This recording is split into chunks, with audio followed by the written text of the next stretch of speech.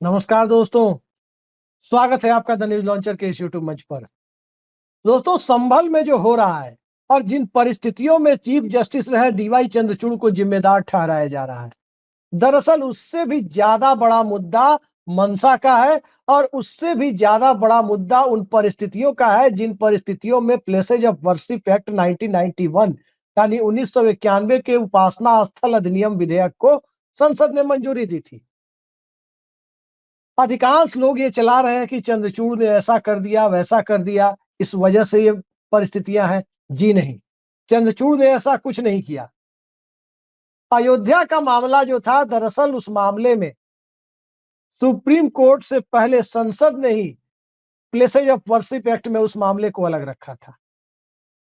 लेकिन places of worship act में एक ऐसा सब क्लॉज भी है जिस क्लॉज को लेकर के परिस्थितियां अलग दिशा में बनती दिखाई दे रही हैं। वो सब क्लॉज ये है कि the ancient monument and archaeological sites and remains act, यानी पुरातत्व से जुड़े हुए जो पुरातात्विक स्थल हैं और जो पुरातात्विक स्थल एएसआई के अंडर में इस एक्ट के अधीन आते हैं, 1958 के the ancient monument and archaeological sites and remains act, उसके अधीन जो साइट्स हैं वो इस दायरे में नहीं आएंगे।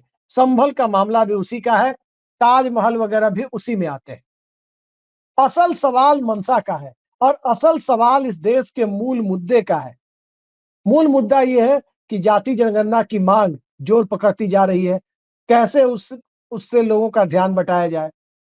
मध्य प्रदेश के इलाके में एक बाबा निकले हुए हैं, हिंदू यात्रा कर रहे हैं, और जब से जाति जनगणना का यह मुद्दा शुरू हुआ है तब से किसी न किसी इलाके में कभी कोई भाजपा नेता तो कभी कोई बाबा, कभी कोई तो कभी कोई, इस तरह की हिंदू एकता की बातें करते हुए नजर आ रहे हैं। बिहार में गिरिराज सिंह ने यात्रा निकाली, मध्य प्रदेश में एक बाबा निकले हुए हैं। प्रधानमंत्री कह रहे हैं एक है तो सेफ है, बटेंगे तो कटेंगे का नारा उत्तर प्रदेश के मुख्यमंत्री दे रहे हैं। और इन सब के साथ सुर ताल मिलाते हुए अब आरएसएस के चीफ मोहन भागवत तो कह रहे हैं कि लोगों को 2 से ज्यादा बच्चे पैदा करने चाहिए। मोहन भागवत साहब के कितने बच्चे हैं? सवाल तो सबसे पहले ये उठता है कि संघ में प्रचारक होने के लिए जो अविवाहित रहने की शर्त है, क्या मोहन भागवत उस शर्त को खत्म करने के लिए तैयार है? पुरानी कहावत है चैरिटी बिगिंस एट होम, यानी जो आप अच्छा सोचते हैं उसकी शुरुआत अपने घर से करनी चाहिए। तो क्या संघ अपने प्रचारकों को ये छूट देने के लिए तैयार है? पूरे देश में 2.1 के टीएफआर यानी टोटल फर्टिलिटी रेट 2.1 2.1 जिसे जनसंख्या स्थिरीकरण के लिए मानक माना जाता है, उस टीएफआर से इन्हें बड़ी दिक्कत है। ये उससे आगे जाने की बात करते हैं। कुल मिलाकर जो परिस्थितियां संभल में बन रही है, जो परिस्थितियां अजमेर शरीफ में बनाने की कोशिश हो रही है, और इन सब के इर्द गिर्द जो राजनीति कुछ एक महीने पहले से बयानों के माध्यम से चल रही है और कुछ यात्राओं के माध्यम से चल रही है, वो सब इस दिशा में इशारा करता है कि भारतीय जनता पार्टी का चुनावी हिंदुत्व दरक चुका है। कुछ तो जनता के मुद्दों के आसरे, कुछ तो अडानी या मुडानी मॉडल का जो इकोनॉमिक मॉडल है, जो आर्थिक मॉडल है, उसकी एक दास्तापूर्ण व्यवस्था के नाते, और कुछ इस देश की सामाजिक सच्चाइयों से रूबरू होने में इस सरकार की आनाकानी वाली नीयत के रास्ते। ये तमाम ऐसे रास्ते हैं। महंगाई का मुद्दा देख लें, किसानों की एमएसपी गारंटी का मुद्दा देख लें, या स्वामीनाथन फॉर्मूले का मुद्दा देख लें, बेरोजगारी और अग्निवीर का मुद्दा देख लें, ये सब उस दिशा में इशारा कर ही रही थी। तभी अचानक सेकंड क्वार्टर का, वित्तीय वर्ष के बीते हुए क्वार्टर का आंकड़ा सामने आ गया। इस देश में जीडीपी ग्रोथ रेट कितनी नीचे पहुंच गई है। जब कुछ हो ही नहीं रहा है खुदाई के सिवा, जब चारों तरफ खुदाई ही होनी है, कभी संभल में, कभी अजमेर में, कभी कहीं कभी कहीं, आप सब लोगों से हमारी अपील है कि आप लोग अपने अपने घर के नीचे भी खुदाई शुरू कर दें। क्या पता कुछ आर्कियोलॉजिकल साइट्स मिल जाए, क्या पता कुछ पुरातात्विक महत्व के की चीजें मिल जाए। हाँ, उस खुदाई के बाद अगर आपकी जमीन सेफ बचेगी या नहीं बचेगी वो भी सरकार ले लेगी, इसकी गारंटी मैं नहीं देता। लेकिन इस देश में हर तरफ जब खुदाई हो रही है, तो इस खुदाई के बीच कभी कोई चंद्रचूड़ के मत्थे पर दोषारोपण कर रहा है, कभी कुछ कर रहा है, लेकिन जो असली मंशा है उससे सभी कहीं ना कहीं दूर भागने की कोशिश कर रहे हैं। असली मंशा इस देश में जातीय चेतना और सामुदायिक चेतना को दबाने की है। असली चेतना मंडल को डाउन कर कमंडल को ऊपर ले जाने की है।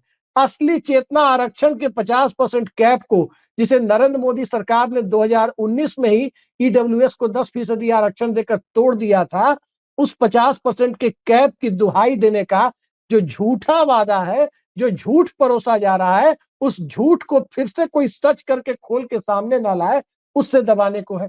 और असली मुद्दा यह है कि इस देश के अंदर जो चुनावी हिंदुत्व की बिसात बिछाई गई थी, वो किसी कंस्ट्रक्टिव, किसी सकारात्मक मुद्दे के आधार पर नहीं, बल्कि अल्पसंख्यक नफरत की बुनियाद के आधार पर जो बिसात बिछाई गई, उस बिसात में भारतीय जनता पार्टी खुद इस तरह से फंस रही है जिसका कोई मतलब नहीं दिखता।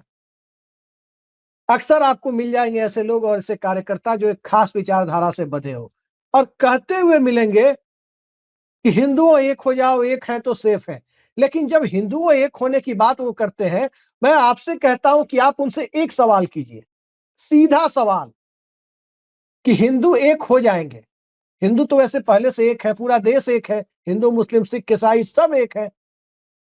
लेकिन अगर भाजपा वाले या इस तरह की मानसिकता वाले लोग आपके पास आकर कहते हैं कि हिंदुओं को एक होने की जरूरत है, एक है तो सेफ है, हिंदुओं एक हो जाओ, जागो हिंदू जागो, 5 किलो राशन के लिए लाइन में लागो और जगह जगह खुदाई करो जाकर, ये सारी बातें कहते हुए अगर कोई सामने आ जाए, तो एक ही बात उनसे सवाल पूछिए, एक ही सवाल, कि हिंदू तो एक हो जाएंगे, आपके कहे मुताबिक ही एक हो जाएंगे, लेकिन सबको पहले एक जाति बना दो आप, क्योंकि जाति प्रथा की वजह से ही ये हिंदू बटा हुआ है।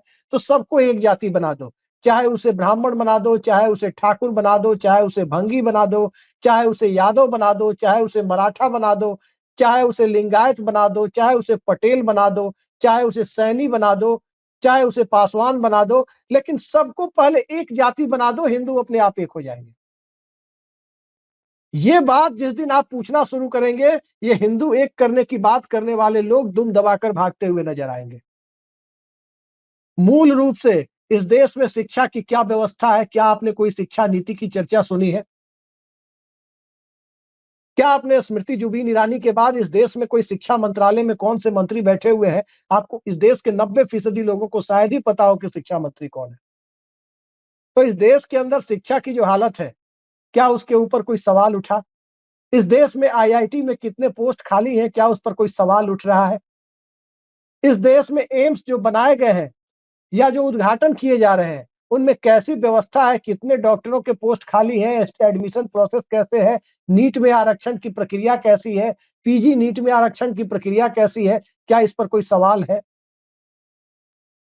सवाल ये है कि ये जो जनरल कैटेगरी के लोगों को ईडब्ल्यूएस आरक्षण के नाम पर 10% आरक्षण दिया गया, क्या उसका भी, जो नरेंद्र मोदी आरक्षण लेकर आए, क्या उसका भी ढंग से पालन हो रहा है? आखिर उसमें 5 एकड़ वाला क्राइटेरिया क्यों लगाया गया? आखिर उसमें 2000 स्क्वायर फीट के घर वाला क्राइटेरिया क्यों लगाया गया? क्या किसी जाति या समुदाय विशेष के लोगों को रोकने के लिए लगाया गया कि जनरल कैटेगरी में अमुक जाति के लोग चुनावी हिंदुत्व के दायरे में बहुत फिट नहीं होते, तो उनको रोका जाए? इस वजह से ये 5 एकड़ और 2000 स्क्वायर फीट के घर वाला क्राइटेरिया लगाया गया। क्या इसको लेकर सरकार के पास आप सवाल लेकर जाएंगे? इन सब से बचाने के लिए और लोगों का ध्यान बटाने के लिए, बटोगे तो कटोगे, हिंदू एक हो जाओ, नहीं तो बहुत बड़ी आफत आ जाएगी, इस तरह की बातें फैलाई जा रही है। नरेंद्र मोदी सरकार ने ओबीसी वर्ग के सब क्लासिफिकेशन के लिए रोहिणी कमीशन बनाया, जो आयोग नेहरू ने नहीं बनाया, जो आयोग इंदिरा गांधी ने नहीं बनाया, जो वीपी सिंह ने नहीं बनाया, जो नरसिम्हा राव ने नहीं बनाया, जो अटल बिहारी वाजपेयी या मनमोहन सिंह ने नहीं बनाया, बल्कि खुद मोदी जी ने बनाया। उस आयोग की सिफारिशों पर सरकार कुंडली मारकर क्यों बैठी है? क्यों नहीं हो रहा है ओबीसी का क्लासिफिकेशन, सब क्लासिफिकेशन? कर्पूरी फॉर्मूला जो बिहार में है, रोहिणी कमीशन वही बातें तो कह रहा है, 2 या 3 कैटेगरी में बांटने की। उस पर सरकार क्यों कुंडली मार के बैठी है? ये सवाल आप ना पूछें, इसके लिए हिंदुओं एक हो जाओ, जागो हिंदू जागो, एक है तो सेफ है, कभी मुद्दे को भुलाने के लिए कभी संभल की चर्चा, तो कभी अजमेर की चर्चा, तो कभी ताजमहल की चर्चा, तो कभी कुछ की चर्चा, तो कभी कुछ की चर्चा आपके सामने पेश की जा रही है। और जो लोग इसके विरोध में खड़े हैं, उनके पास बहुत ज्यादा तर्क नहीं है, तो सीधे वो चंद्रचूड़ को निशाने पर ले ले रहे हैं। यानी पक्ष और विपक्ष दोनों तरफ वो परिस्थितियां हैं जिनमें कोई आदमी कोई मेहनत करके तथ्यों तक जाना नहीं चाहता कि आखिर कारण क्या है कि अचानक इन सब चीजों में तेजी आ गई है। दरअसल ये तेजी नहीं आई है, दरअसल ये सारी परिस्थितियां एक रिहर्सल की तरह है।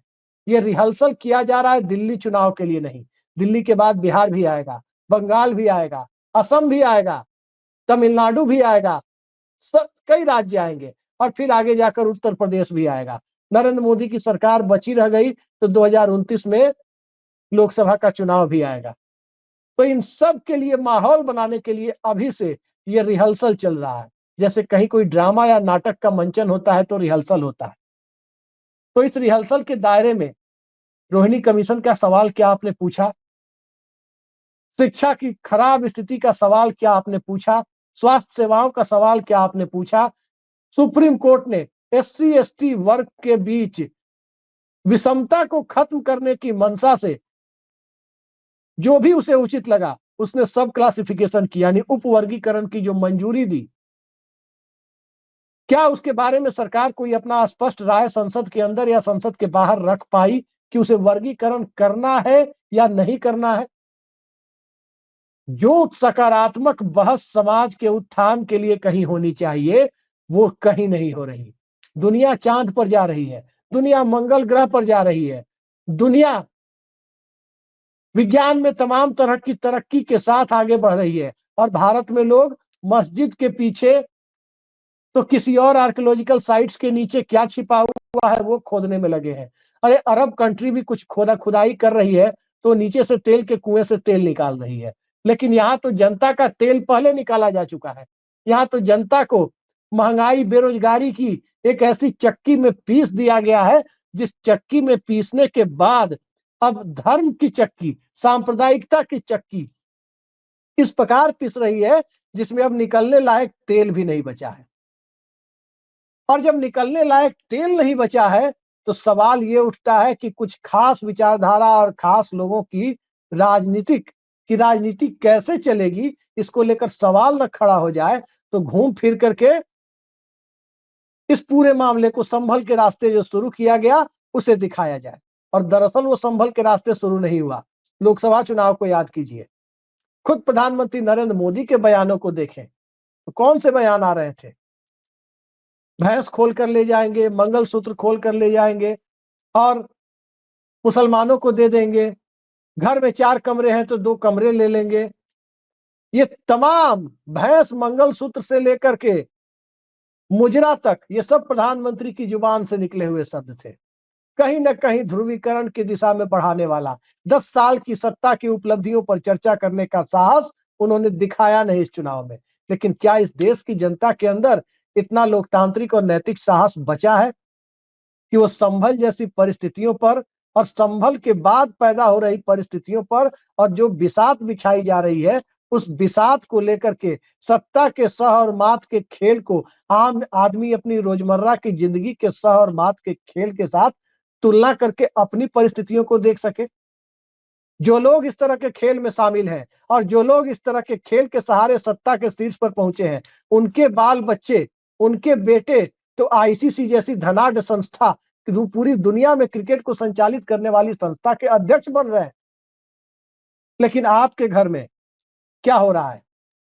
जिनके घर में आटा और डेटा दोनों का संकट है, 1.5 जीबी डेटा खर्च करने में घर के नौजवान से लेकर व्हाट्सएप यूनिवर्सिटी वाले अंकल आंटी भी व्यस्त है, तो इसके साथ साथ आटा की चिंता में सब के सब डूबे हुए हैं। लेकिन डेटा खर्च करने की बेचैनी और आटे की चिंता और इन सब के बीच खुदाई करने के लिए फावड़ा और तसला का इंतजाम बिना किए यदि खुदाई को लेकर चिंता है तो निश्चित तौर पर यह खुदाई नहीं, दरअसल ये आम लोगों के बीच जो भ्रम फैलाकर वोट लेने की प्राथमिकता है, जो प्रवृत्ति है, उसे प्राथमिकता में रखते हुए नए सिरे से सियासत करने की दिशा में एक बिल्कुल पुराना मॉड्यूल नए तरीके से सामने लाने की कवायद है। भूल जाइए कि चंद्रचूड़ ने क्या किया, भूल जाइए कि प्लेसेज ऑफ वर्शिप एक्ट में क्या था, भूल जाइए कि एंशिएंट मॉन्यूमेंट वाले एक्ट में 1958 के एक्ट में क्या लिखा हुआ है। आज की तारीख में जो एक्ट लोगों के दिमाग में चलना चाहिए वो एक्ट आम आदमी की तरक्की का है, जाति धर्म से ऊपर उठकर। लेकिन क्या सत्ता उन्हें उठने देगी? और क्या सत्ता के साथ साथ जो संगठन लगे हुए हैं, क्या उनकी साजिशों को वो बेनकाब कर खुद ऊपर उठना चाहेंगे? इस सवाल के साथ ही आपको छोड़े जाते हैं। आज के लिए इतना ही। नमस्कार।